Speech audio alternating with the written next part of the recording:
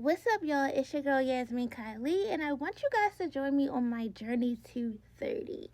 I'll be 30 in 6 months, and with that being said, I'm setting all these little goals, nothing major. I already feel like pretty happy and achieved, but little goals just to walk into 30 feeling like a new not a new person, but just in a new chapter of grown. Okay, your 20s, you feel like you're grown, you think you're grown, you walking around here thinking you're grown, but 30 to me just feels grown. It's like she got it figured out. She's getting she's getting all her little ducks in a row. 20 is like, I'm still trying to find myself and what I like and what I don't like in my boundaries, especially your early 20s. Like, my early 20s, I don't think I had any boundaries. I had no boundaries, and I was just living. I was fun and I was free. But now I'm trying to get more disciplined and get into my bag, okay? With that being said, I wrote a book, y'all. I wrote a book. It's dedicated to my mother.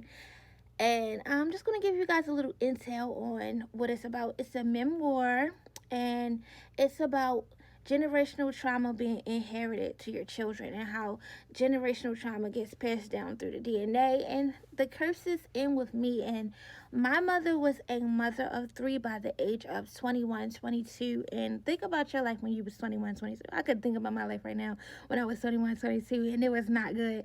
Um, and so imagine having three children, having to being a single mother at some point, and then I had a stepfather at some point as well. But like, my mother was a single mother, and she worked so hard. I mean, she dedicated her life to her children. She worked so hard, but with that being said, she missed out on a lot, and not like she regrets it, but like, my mother didn't really have friends. She never got the club in life. She went through a lot of trauma in her childhood that she never healed from, and that affected the way that she raised us. That affected the way that she talked to us.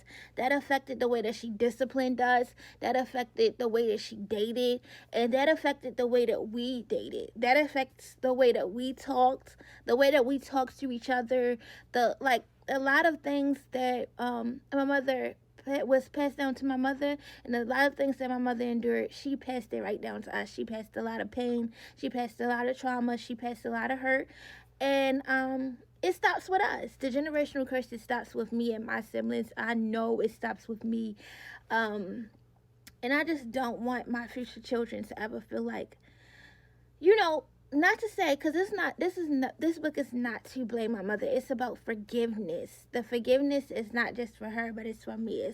It's about finally seeing my mother be able to love without survival, because for a long time, the relationships that my mother got in, I realized that it was simply survival. It was never love. It was always, how can I get the best life for my kids, or how can I get out of my childhood home, all these things.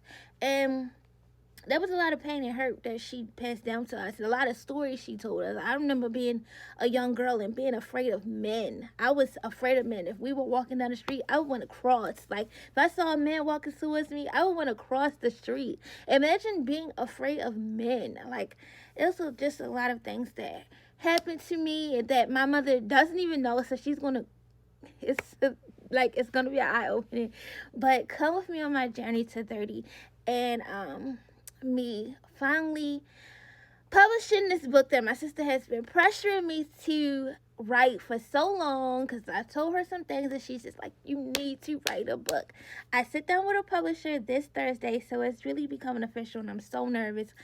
And I hope that people gain forgiveness. For one, forgiveness, the guilt. Even if you're a parent, like, this is about having the guilt of not being the perfect parent and trying to teach your child things that you weren't taught when you were a child. My mother was a fatherless child, and for a long time I thought that fathers were not important. I'm like, why do we need dads? Like, dads are really not that important. But I realized once I met my husband the importance of a dad, and how much a dad can impact the way that you think and behave. And so I just hope that you guys read the book when it's published, and enjoy it and learn from it, and are able to heal from it, and, learn how to parent better, because a lot of us are parenting off a whim, and it's reflecting the way that your children are behaving and loving and seeing love. And for a long time, I don't think that I saw true love. and I had to find true love for myself because I ended up in some weird relationships because of seeing my mother in some weird relationships. And I just don't. I want us to stop the generational curses and let it end with us and be the person that we want our future children to be proud of. And I don't have children yet, so I read a little love letter to my future child, and I hope that I'm able to be a great parent like my mother, but a healed parent unlike my mother. So thank you guys.